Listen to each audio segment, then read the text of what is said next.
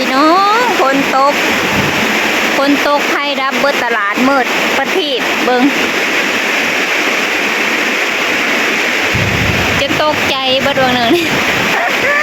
โอ้ยจะแม่นไฟกระดับหมู่พระเจ้าแย่งอันเปิดไฟอันโทรศัพท์ว่าสัน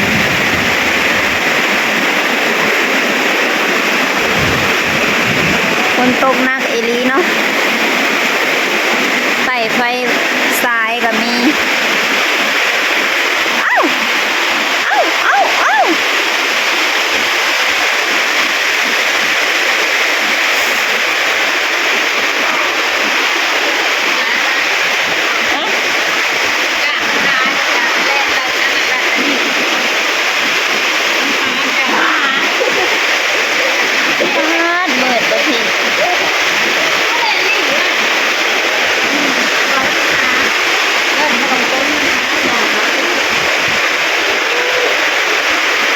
เมิดคลิปเลย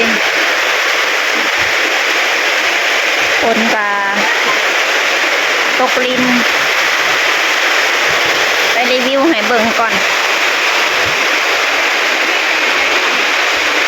นี่ค่ะขายเครื่องกลางคืน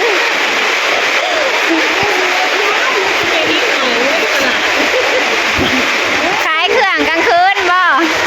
จะไม่ให้หอยแล้วคุณทุก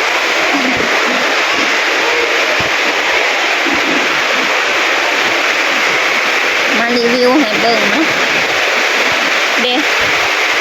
ฝนตกพี่น้องข้างนอกอะฝนตกแห้งเนาะน้ำท่วมที่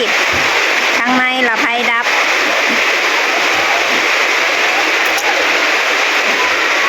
ใครบ่ได้ลงห่านมื้อนี้ก็รอดไปเนาะตกนักอีหลีผมอันนี้ก็โตเคิงเติบแล้วเนาะเกือบ20ปลายนาทีแล้วตกแห้งตกคอยตกแห้งนี่เปิดเลยในคลองนี่ นั่งเลยเนี่ย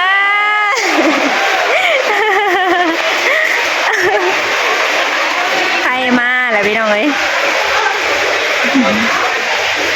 ใครมาแล้วแต่ฝนยังตกคือเก่าทางนี้ก็ขาย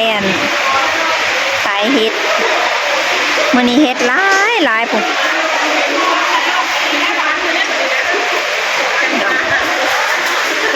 เฮ็ดละโง่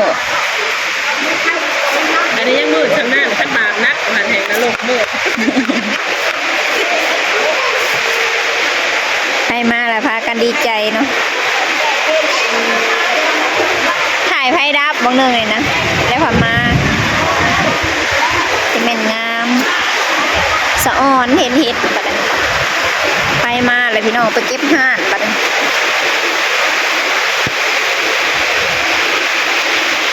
แจ้งสว่างปฏิโพ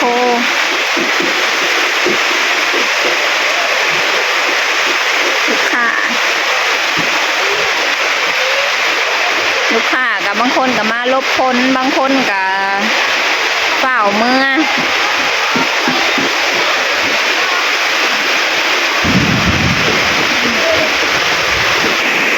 อยู่ห่านเสาหงปิดไว้เนาะอันนี้มันลงดีมาแล้วแจ้งปฏิโททางนั้นเก็บห่านไปเลยฝนตกแห้ง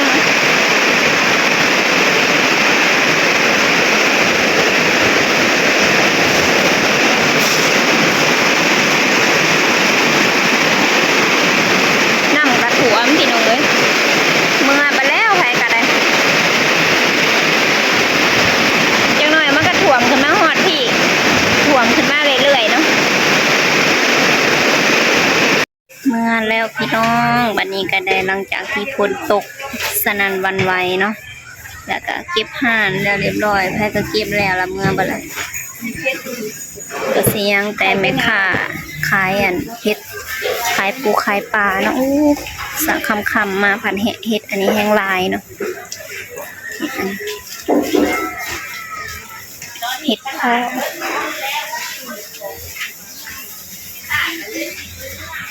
ทำเนื้อทานก่อนนะสิ งามมาเลยเห็นแล้วไปเบิ่งบรรยากาศทางนอกฝนตกเป็นชั่วโมงอุ้ยอื่นนะ ทาง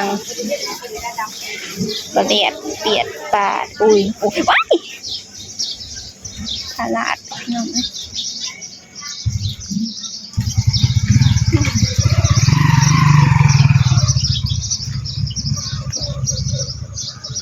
มื้อนี้สะหงกับบ่ได้เมื่อบ้านคันเมื่อก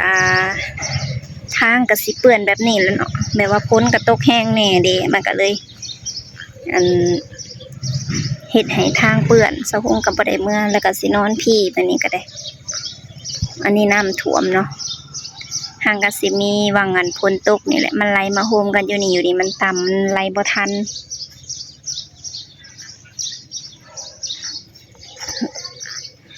ทางก็เป็นขี้ดินแดงแบบพารา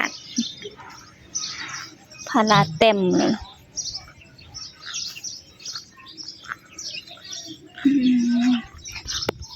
ยังคึมอยู่ได้พี่น้องทางนั้นก็ถึงฟ้ายังมืดอยู่เนาะแสดงว่ายังสิตกอยู่แมลงเนี่ยก็บ่ฮู้ว่าสิจังไดเนาะถ้าฟัง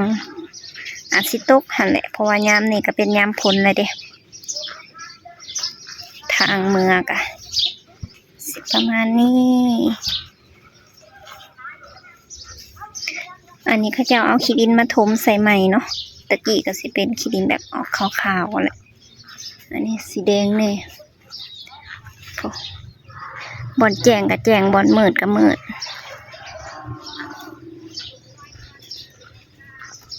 ตอนนี้ก็เศร้าตกแล้วเป็นปล่อยๆค่อยๆหน่อยหนึ่ง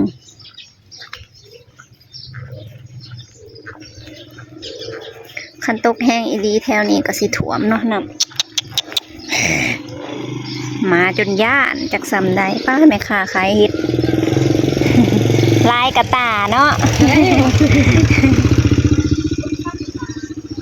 สี่กระตาพี่น้องเลยกระโพดก็ลาย่างลัดเมื่อหอดเทือนแหละสำหรับคลิปนี้ก็ขอจบไปเพียงสำนี้เด้อพี่น้องพอกันใหม่คลิปหน้าเนาะรีวิวตอนฝนตกแล้วให้เบิ่งบรรยากาศดีคือยังไงเด็กน้อยก็ลิ้นน้ำ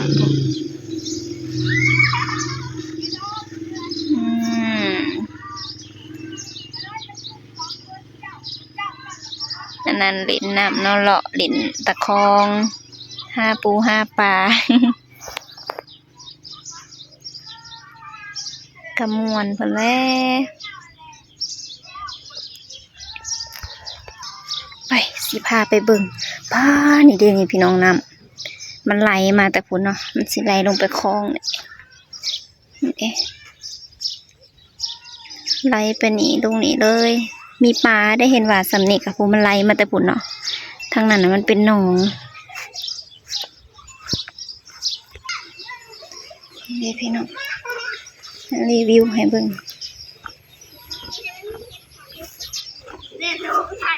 ได้บ่ปลา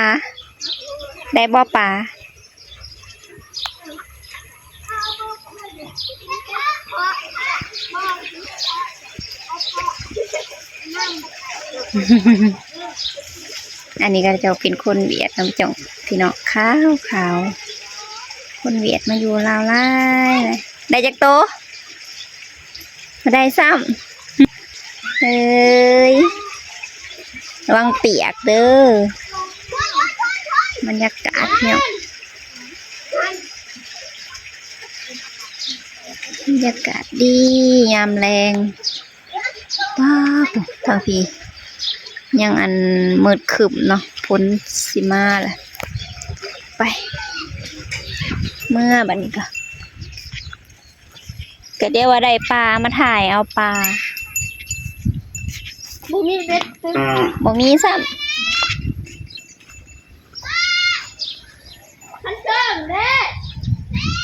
เมื่อแล้วพี่น้อง ปกติแถวนี้นะคะ มันตกแห้งอีหลีก็ท่วม บางปีก็ท่วม บางปีก็บ่ท่วมทางนี้เนาะมันไหลบ่ทัน